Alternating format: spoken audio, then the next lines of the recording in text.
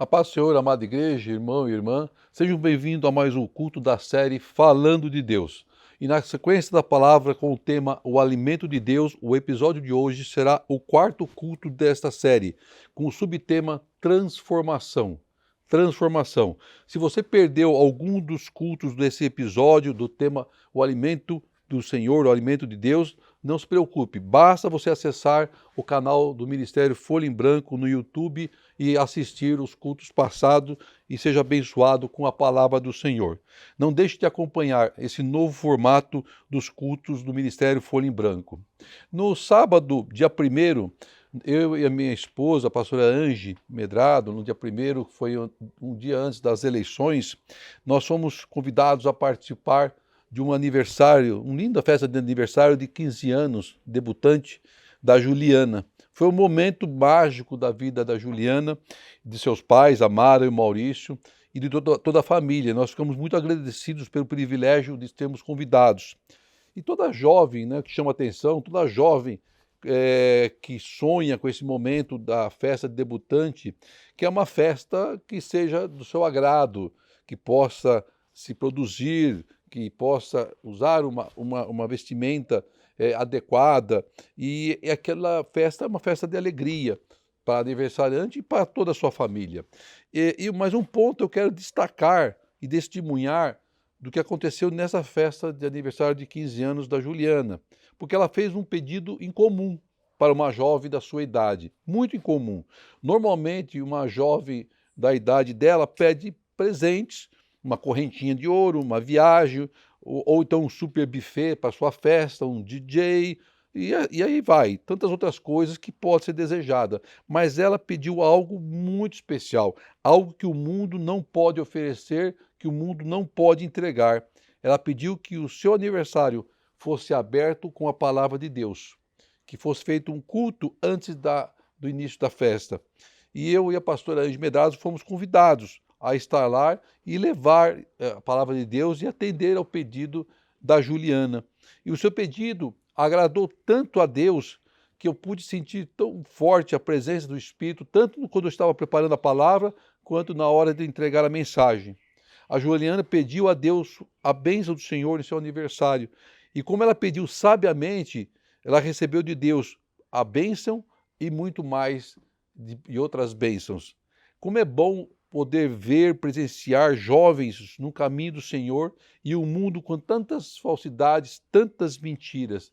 Parabéns a Juliana por tanta sabedoria em pedir sabiamente a Deus um presente especial que só Ele pode entregar e que você continue sendo essa pessoa abençoada pelo Senhor. Amém?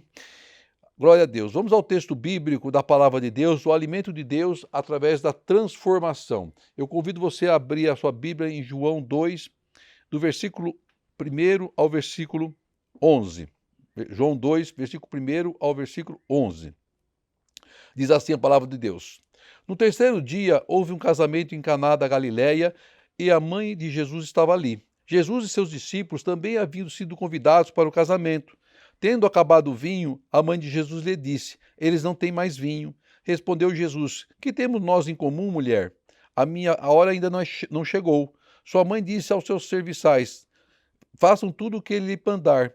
Ali perto haviam 6 potes de pedra, do tipo usado pelos judeus para purificações cerimoniais. Em cada pote cabia entre 80 a 120 litros. Disse Jesus aos serviçais: encham os potes com água. E os encheram até a borda. Então lhe disse: agora leve um pouco do vinho ao encarregado da festa.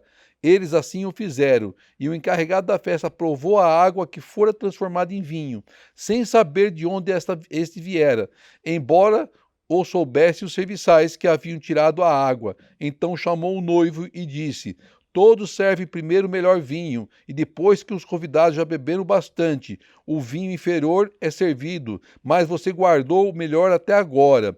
Este sinal miraculoso em Caná da Galileia foi o primeiro que Jesus realizou. Revelou assim a sua glória, e os seus discípulos creram nele. Glória seja dada a Deus. Palavra abençoada, muito conhecida, já tenho certeza que você já ouviu, já estudou, já meditou sobre essa palavra muitas vezes. Quando se convida alguém para uma festa, principalmente de um casamento, ou de bodas de casamento, ou de debutante,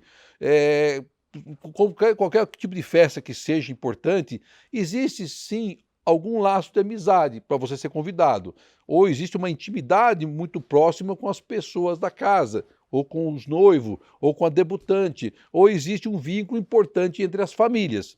No casamento relatado da palavra que nós acabamos de ler, nós conseguimos extrair dessa mensagem a certeza que Maria, mãe de Jesus, conhecia a família dos noivos e também os noivos, porque ela e Jesus foram convidados para a festa. E também podemos afirmar que ela, Maria, tinha um relacionamento próximo com aquela família. Então, observe que no versículo 1 e versículo 2, nós vemos o relato de que houve um casamento e que a mãe de Jesus estava no casamento e Jesus e seus discípulos também foram convidados para o casamento. E fala que o casamento aconteceu em Caná, na Galileia. É chamada assim essa cidade para distingui-la da outra cidade também chamada de Caná, só que com ela Siria. E a presença da mãe de Jesus ali na festa, então ela representava que ela tinha um relacionamento com aquela família. A família de Jesus era de carpinteiro e não tinha muitos recursos financeiros, então não poderia oferecer um grande presente para aquela família, mas a presença deles era importante por haver um relacionamento. E outra, o filho de Jesus, o filho de Maria, ele levou os seus discípulos. Só leva outros convidados de uma festa se você tem essa intimidade com a família. Então Jesus levou outros discípulos para a festa. Jesus foi à festa, ele estava na festa também como convidado, junto com seus discípulos, como foi falado. No aniversário que eu estive com a pastora Ângela da Juliana, que nós fomos convidados a participar daquela festa, porque nós conhecemos aquela família e nós conhecemos a Juliana desde que ela era pequenina. Ela até comentou um fato interessante, que ela se lembra, né, que eu fui Papai Noel na Igreja Batista Renovada, e ela na época tinha 4 anos, e ela veio lá falar com o Papai Noel, né? Bem interessante. Eu juro para vocês que eu não me lembro nem quando eu fui Papai Noel, mas enfim, né? Criança lembra de todas as coisas, né? Então nós somos convidados por essa aproximação. Aí nós vemos também que Jesus é convidado para a festa e eles não estavam preocupados com presentes materiais, mas sim de poder viver o milagre que aconteceria naquele lugar. Até aquele momento, Jesus ainda não tinha iniciado o seu ciclo de milagres. Então nós sabemos que havia uma intimidade da família de Jesus com a família do noivo, que eles se sentiam felizes pela presença deles, independente do poder econômico deles, e que se alegraram quando eles chegaram. Aí no versículo 3, a mãe de Jesus vem e diz que o vinho acabou. O vinho acabou. Então vamos lá. Por essa informação recebida de Maria, era de alguém realmente que tinha muita intimidade, para saber de um problema, de uma dificuldade, de um acontecimento que seria restrito aos familiares mais próximos, aos pais dos noivos ou aos próprios noivos. E Maria sabia do problema. Ninguém mais na festa sabia do que estava acontecendo, a não ser os noivos e a mãe de Jesus. E faltar vinho em uma festa de casamento era uma coisa terrível, irmão, para a família dos noivos e para os próprios noivos. O vinho era uma bebida muito importante da tradição judaica.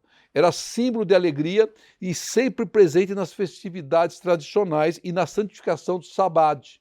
Então o vinho era muito importante. Durante a cerimônia e festas são utilizadas 2 taças de vinho e os noivos sempre tomam a bebida nessas mesmas taças para simbolizar a partilha total da sua vida, da vida deles, né, do esposo e da esposa, dos noivos. Então a mãe de Jesus comenta com seu filho que o vinho tinha acabado.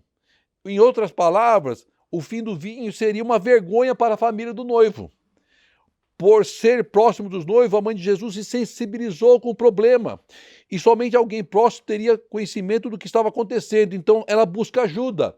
Ela poderia ter feito uma vaquinha, poderia, mandado alguém correr até a adega mais próxima para comprar vinho. Não sei, poderia. Mas esse ato não deixaria de representar uma vergonha para aquela família. Então só havia um caminho que poderia reverter aquela situação, aquele problema, que poderia transformar um problema que aparentemente seria de vergonha para de honra. Então ela busca uma resposta em Cristo. E foi exatamente o que Maria fez. Ela vai e fala com seu filho. Existem momentos, irmãos, em nossas vidas que são difíceis. O nosso nome é colocado no centro do problema. Um movimento tenta nos envergonhar. Situações inesperadas que nos pegam de surpresa. Ficamos vulneráveis e expostos, mas o nosso Deus não deixa um servo ser envergonhado. Ele vai vir sempre ao nosso socorro. Os noivos eram próximos de Cristo, da família de Cristo, e jamais o Filho do Homem permitiria que a sua mãe também fosse envergonhada. Então Cristo responde à mãe, lá no versículo 4, que temos nós em comum, mulher? A minha hora não é chegada, ou ainda não chegou, em outras traduções. É interessante esse versículo, porque assim, dá a impressão que Jesus tratou Maria mal, porque ele diz que tenho, né, eu contigo, mulher. Dá a impressão que era uma forma grosseira, desrespeitosa de responder. E a leitura desse versículo, para muitos comentaristas e leitores da Bíblia, é uma resposta de Cristo ao pedido de Maria, não foi cortês, não foi educado. O tratamento de mulher tem levado a muitos a afirmarem que Cristo não estava sendo educado com a sua mãe, o que não é uma verdade. O costume na época e a índole da língua hebraica nos esclarece que mulher era um título respeitoso, o mesmo que chamar de senhora. Então, Jesus não estava sendo desrespeitoso com a sua mãe e nem grosseiro com a sua mãe, muito pelo contrário.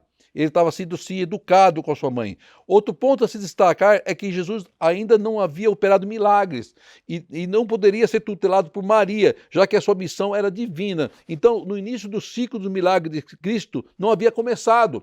E, de certa forma, essa situação foi o propulsor para o início dos milagres de Cristo.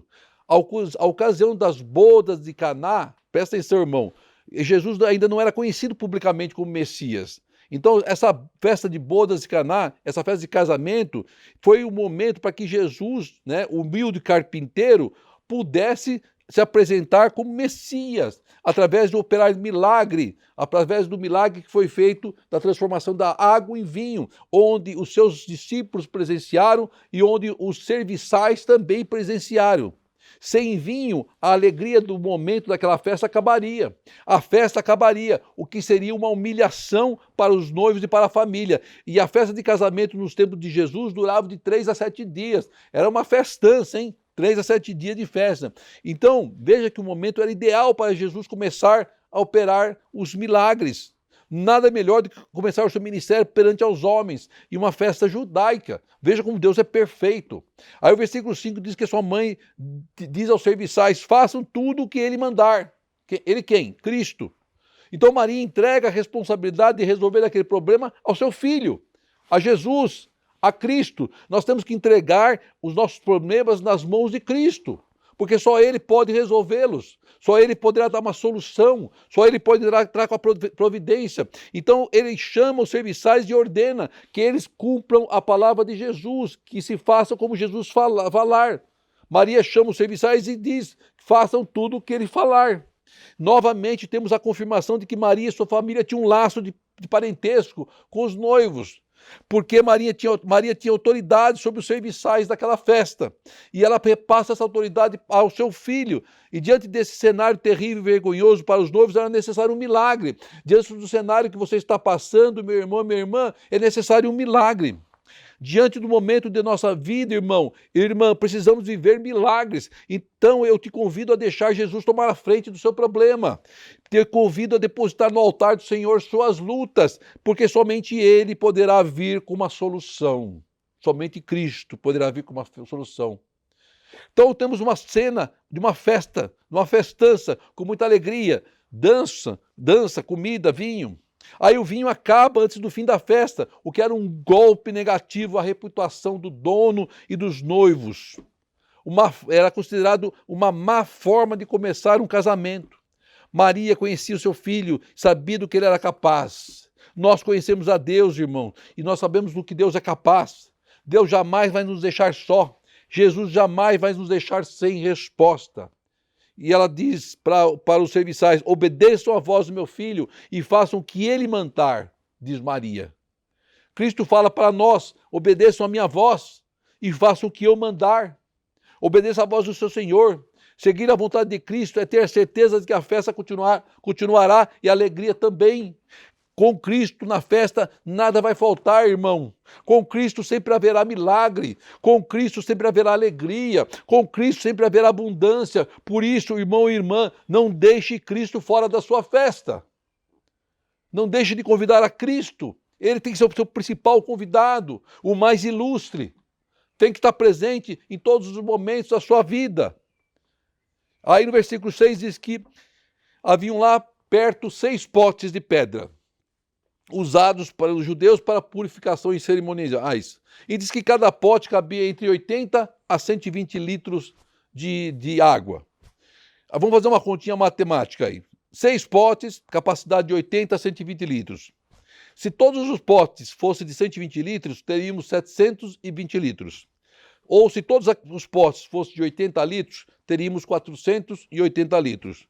Como a palavra fala que eram potes mistos de 80 a 120, vamos considerar que metade fosse de 120 e metade fosse de 80. Isso daria 600 litros. 600 litros, ou qualquer que seja a quantidade, é muito vinho. E se pensarmos que o vinho deveria durar a festa toda, esses 600 litros eram suficientes para 200 a 300 convidados durante esses 7 dias. Então dava direitinho para a festa toda. Veja como Deus é perfeito em seu agir, nem mais nem menos, mas na medida.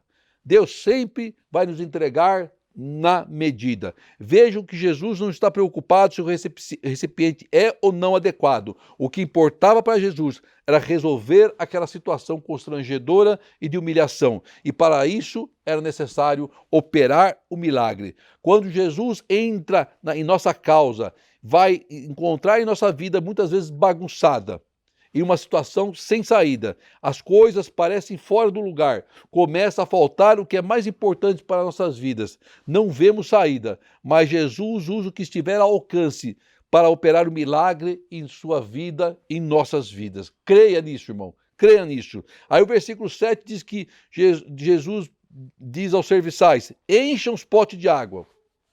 Pode encher, até a borda, até a boca, enche aí, entre até o limite. Enche até o máximo, ao ponto de transbordar, para que o milagre fosse completo, até a borda, até o limite tinha que ser enchido aqueles vasos, potes, perdão. Quando Jesus entra na nossa causa, irmão, nada é feito pela metade, mas sim feito pelo completo. Jesus sempre opera de uma forma completa em nossas vidas. Não é para sobrar, não é para faltar. É na medida. O versículo 8 então diz assim: agora leve um pouco de vinho ao encarregado da festa. O encarregado da festa é um tipo de um maître, ou um garçom, ou aquele responsável por todos os que trabalhavam na festa. E ele manda levar um pouco de vinho para esse maître, para ele experimentar. Basta estarmos cheios do Espírito Santo, irmão, que o milagre acontece em nossa vida. Ninguém naquela festa poderia imaginar que aqueles potes cheios de água poderiam mudar a história do que estava acontecendo naquele lugar.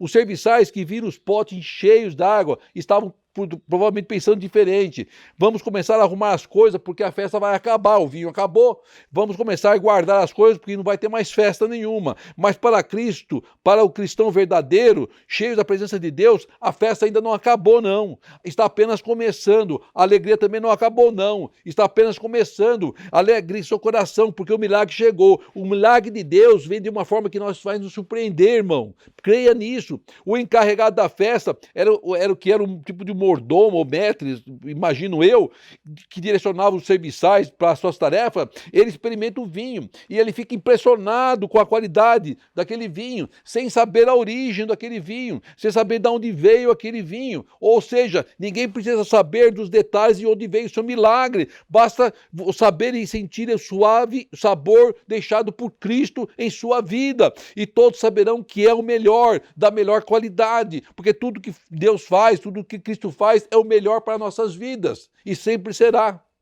sempre será. Aí o versículo 9 diz que o encarregado provou a água, que foi transformada em vinho, que os serviçais sabiam que era água, E ele então chamou o noivo. E o encarregado manda chamar os noivos. Quando ele chama os noivos, ele fala para os noivos que aquele vinho era o melhor de todos. Normalmente, naquelas festas, eles primeiro davam o melhor vinho para o final dar o pior vinho.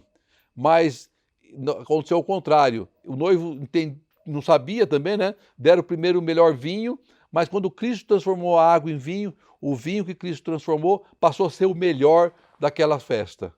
Por isso que o serviçal entra com essa palavra com os noivos. Quando Deus opera um milagre em nossas vidas, Ele nos honra.